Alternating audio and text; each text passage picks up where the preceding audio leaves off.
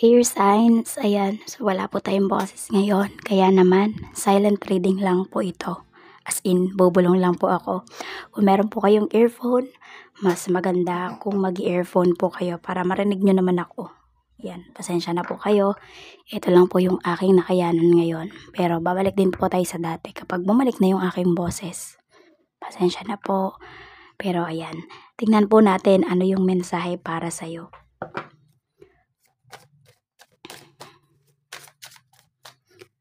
Kung di pa po kayo nakasubscribe dito sa ating channel, please subscribe na po kayo and like na din po ng ating video.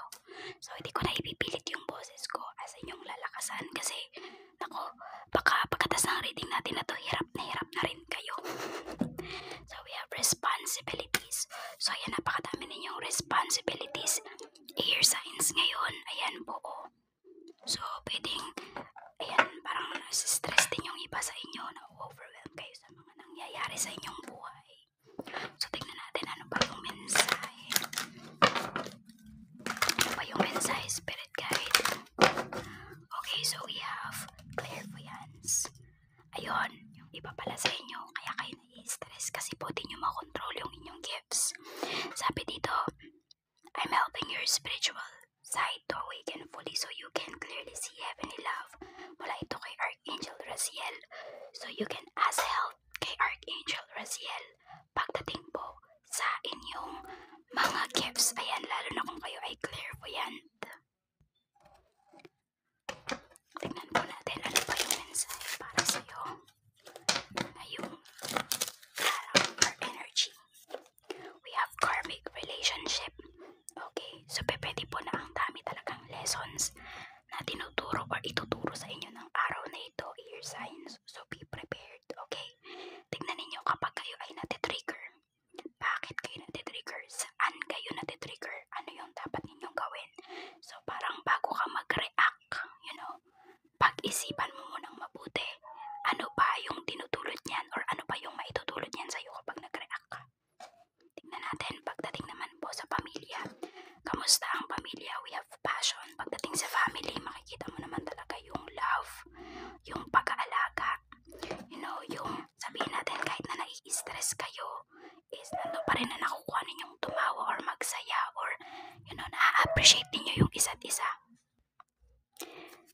Sa friends naman po, kamusta sa friends? We have addiction. So ayan, meron ka mga kaibigan dito na pwedeng umiiwas na sila sa mga bad habits nila. Kaya lang kasi, pwede na, ayun, sa dami-dami mo ng responsibilities, hindi mo na din sila maasikaso. So ayun, meron kang kaibigan dito na pwedeng nagtatampo sa'yo. Or sinasabi niya nung may kailangan ako, wala akong malapitan, ganito ganyan. Pero ngayon lang naman yan nangyari. Air signs. Kasi lagi kang nasa tabi ng friend mo na ito or lagi kang nakaalalay sa kanya. Pwede kasi na natapat lang talaga na marami kang responsibilities, na marami kang kailangang ayusin na personal. Kaya parang hindi mo siya napagbigyan. Ayun, nagtampo. Tingnan natin pagdating sa love life mo. Kamusta sa love life mo naman? We have coffee cup. So ayan, pwedeng minimal lang or maliit. Ano ba, maiksing oras lang yung pag-uusap ninyo ng person mo. Ayun yung nangyari. Ngayong araw, so pwede po na pwedeng nakakausap mo nga yung person mo pero parang dumidistansya siya, ganyan. Ang dami niyang iniisip. Ang dami niyang problems na pwedeng hindi niya sinasabi sa'yo. Asawa mo man yan, karelasyon mo or ka-talking stage mo. Nafe-feel mo na parang kapag kausap mo siya, minsan ang layo ng mga sagot. Okay, pwede rin naman na sabihin natin ang iksi ng mga sagot niya. Parang alam mo yun, parang wala siya sa mood makipag-usap pero actually yung isipan niya lumilipad kasi ang dami-dami niyang iniisip sa panahon na kausap mo siya. So ayun, ano na lang, siguro intindihin mo na lang siya or tanungin mo talaga siya bakit ba parang wala siya sa mood. Okay, ano ba yung maitutulong mo? Pagdating sa pera, ayan naman. So dito pagdating sa pera, yung iba po sa inyo tumatahimik na lang talaga kayo, air signs. Hindi na kayo masyadong nagsasalita. I mean, diba kunwari di na kayo masyadong nagre-reklamo in terms of your money. Kasi alam ninyo na kayo lang din naman yung makakatulong sa sarili ninyo. Diba? Instead na magreklamo, pwedeng kumikilos na lang po talaga kayo para masolusyonan kung ano man yung mga kulang dito pagdating sa inyong pera.